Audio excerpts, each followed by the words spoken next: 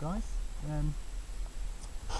well the flies are still a bit annoying, although I'm getting used to it. They're just really persistent. I don't know what they are. They're just a bug. I think it's just going to be part and parcel of this trip.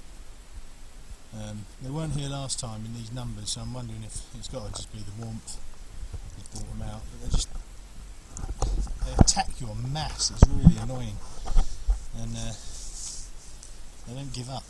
But there you go. So anyway, the tarp seems to be set up just as I want it. What I think I might do is the two front black straps I might take off and go around these two trees at the front here, just because it's been billowing up with a breeze, and obviously I don't really want that doing that later when I'm trying to get some kit, so I'll sort that out later though. There's no real rush for that. Interestingly enough, I'm busy trying to stay away from him. Just there. He's obviously quite interested in me because he started wandering towards me.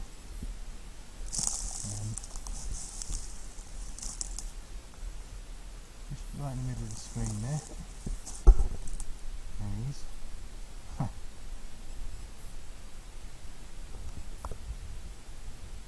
Fella.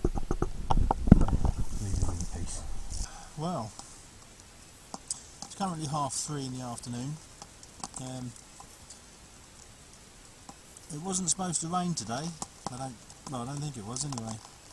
But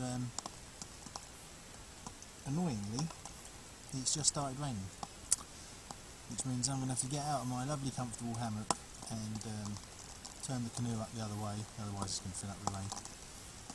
Yeah, you can probably see the rain now hitting the lake. It's coming down heavier and heavier, so I need to jump up and turn my canoe over. Well, there you go. Unbelievable. Glorious day all day. I mean, it's been 30 degrees today, and well, it's 3:30 now and it's chucking it down. I've lowered the tarp now, really because I don't want to get wet. The view's lovely and all that, and I can still see out once I'm in the hammock, but if I'm sitting here like this then I can't. But the good thing is the majority of those annoying flies have buggered off at last. It's just typical, isn't it? You know, a bit of rain and they'll disappear. Then you come out and the weather's nice. Like bikers in a way. There you go. Rain. Lake Cnon in the rain, eh?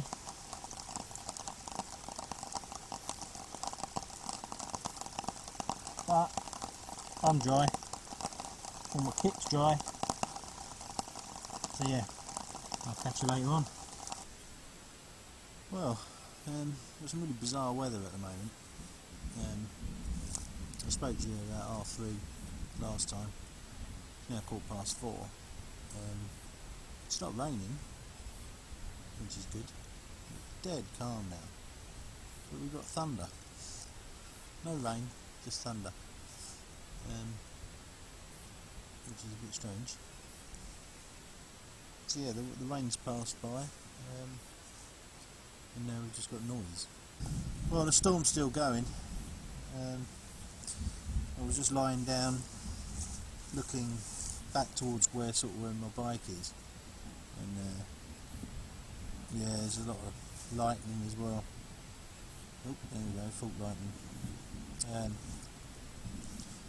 So yeah, which is, you know, a bit of a nuisance really, but I'm alright here. I mean, I'm not, you know.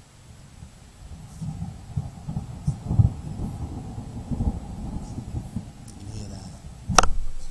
Well guys, the storm's moved on, for the time being anyway. It may come back, I don't know. It won't come back, but another one might come along.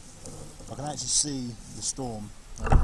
Basically straight down here. I don't know if you can see it on the camera. Let me try and zoom in. There. You can probably make that out. There's a column here. that's basically a column of rain that you can see there. Now that's about probably 5 miles away, thereabouts anyway. Yeah, that's pretty mad actually. You see the big dark rain cloud column just falling, and that's what passed over me, hence the downpour. You can see where I've pulled it out here. I've done it on the other side as well. So yeah, it's given me that space underneath. It's also made it a lot more rigid, which obviously will stop it flapping around too much. But that column, I really hope it comes out on the camera. Should do.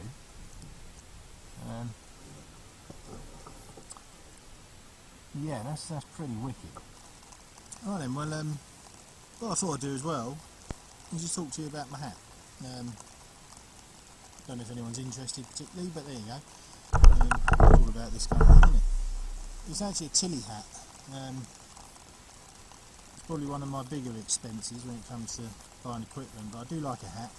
Anyone that knows me knows I've got quite a few hats.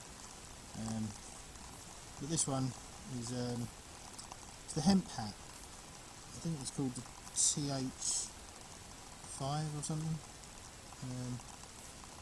See if I can find a label. Yeah, TH5 hemp hat. And what I like about it is you get quite a lot of blurb that comes with it, and I don't know if you can see that, but there's a lot of stuff written in here. There's a little pocket. That white square is actually a pocket, and it says on here anyway, the Tilly hemp hat, the finest in all the world, insured against loss, guaranteed for life, and in brackets, replaced free if it ever wears out, because I reckon it will never wear out. It floats, and it floats because in the top there's a section of foam, so it doesn't sink. Ties on, well, it's got a strap, so yeah, it ties on. Repels rain, which it does, although I've treated it as well with you know, like a spray on rain protector stuff to make it even better. Blocks UV rays, won't shrink, and comes with a 4-page owner's manual. And it's made of 11-ounce hemp fabric with British brass hardware. Handcrafted with Canadian, now it's persnickety-ness, whatever that means. But yeah, I really like it. You can squash it up, you know, and it just returns. And there's a big bee. But very comfy hat. I like it. It's not too wide brimmed. When you order it, they ask you, or they suggest you buy one size too big, because you're supposed to have it like down here. Well, personally, I don't like to wear hats like that. I kind of Humphrey Bogart style, slightly rakish angle, and I don't like them pulled right down. So I actually got mine. What size is mine? 7 3/8, or 23 1/8 inch, or 59 centimeters.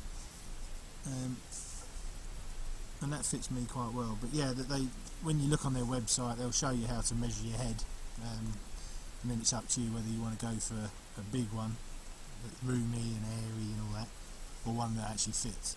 It's just up to you. But I like it. I like my hat. It's a bit squashed and a bit raggedy looking, and it's brand new, so that's even better. The other thing, I don't know if I showed this in the other video, but these are well worth getting. I don't know, this was a gift, and there you go, micronet microfiber towel. And yeah, they're a weird material, they're like a space age, but they're brilliant for drying. I mean, I went for 2 swims today, and to be honest, you don't even, it's not like a towel where you just wipe this down your skin and you're dry. They're amazing. And then I think it took 5 minutes of being hung up and it's dry. If you can get hold of these, probably sell them on eBay or other online auction houses. Well worth getting. Hi then everybody, it's tea time again. to be a little bit odd, but there's not very many birch on this. Well, there's one birch tree. There's a shop on the whole of this island. It's only a baby one, very small. I managed to get a bit of birch bark. And what's even more annoying, there's no old man's beard. There's normally tons of that growing here, but I think because it's quite an exposed island, being that it's right in the middle of the lake, the majority of the trees have kind of been stripped bare at the base. So I imagine if there is any, it's up there. But I'm buggered if I'm climbing trees. So, like I said, I've got a bit of birch bark here. I'm not going to mess about. I should be able to get some fine shavings, get it lit on my fire still, and I've got loads of sticks anyway, so get a brew on anyway. Let's try it. Anyway, really fine paper birch, so it's not going to give me many shavings or anything. But just drag your knife across gently, and I've got a few. There's a few there, should be enough. Give it a go anyway. Obviously it pays. Have everything ready, so have your little sticks to hand, pine cones, whatever it is you're going to burn. And we'll see if we can get this going.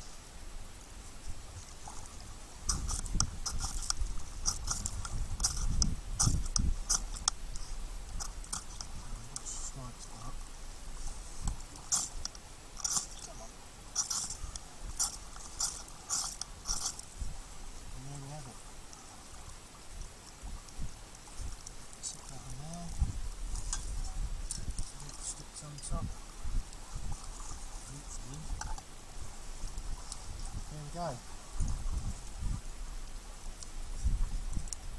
Obviously it helps to have plenty of dry stuff, which luckily even with the rain today I have.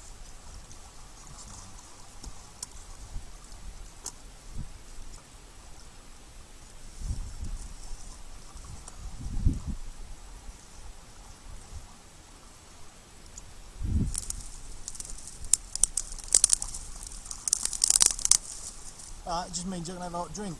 There you go, it's going like a cracker now. And just feeding the sticks. Many as you need. The beauty of these, you really don't have to overdo it. It doesn't take much to boil the water once it's hot. And this draft's working. I don't know if you noticed that. But one of the things I said before, I've just done. Dropped the stick straight in it. Anyway, I got it now. So there you go, that's lighting fire with a birch bark. 101. I'm using the Kelly kettle. I did bring a lighter. But what I didn't do was bring other tinder. I've done the whole cotton wool with petroleum jelly and all that malarkey, which works really well. But to be honest, I'm trying to sort of train myself to get better and better at it, and the only way you can do that is by doing. And it's not like I'm short on provisions, so even if I couldn't have a hot drink, I've got stuff I can drink, so it's not, wouldn't be the end of the world.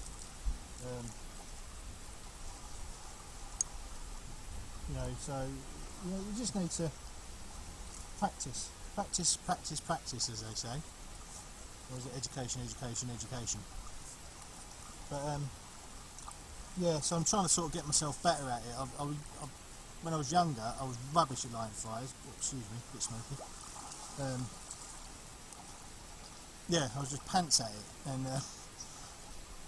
like you do, you watch YouTube or you watch other guys that are far better at it than me, and you pick stuff up and you just practice and you try new stuff and you try things out, and slowly over time, reading books and whatnot, you find out what works and what doesn't.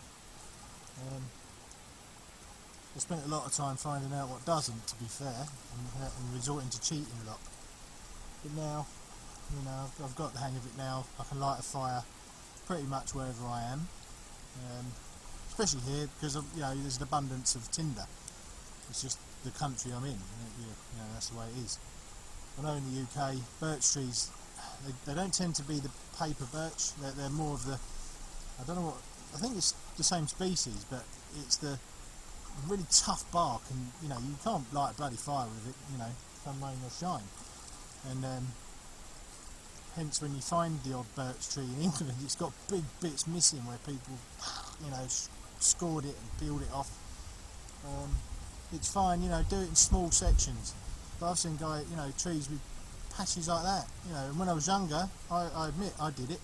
You know, it's only through experience and I suppose, you know, reading books and that. You know, you discover that you don't have to rip massive bits off. I mean, I had what? The equivalent of probably 10 postage stamps there, and well, I've got the fire going, so as long as you prepare everything in advance, so you're not lighting your tinder and then, oh, you know, bugger, I ain't got my main wood or my kindling or whatever, so have everything to hand, you know. I mean, here I've got stuff just lying on the floor all around me, and even though it's rained, it's still bone dry, so yeah, you know, just be prepared, as they say in the Scouts. You know, just be organised, I suppose, is the thing. If you're not organised, it'll all go horribly wrong every time. Anyway, I'm going to have my hot chop.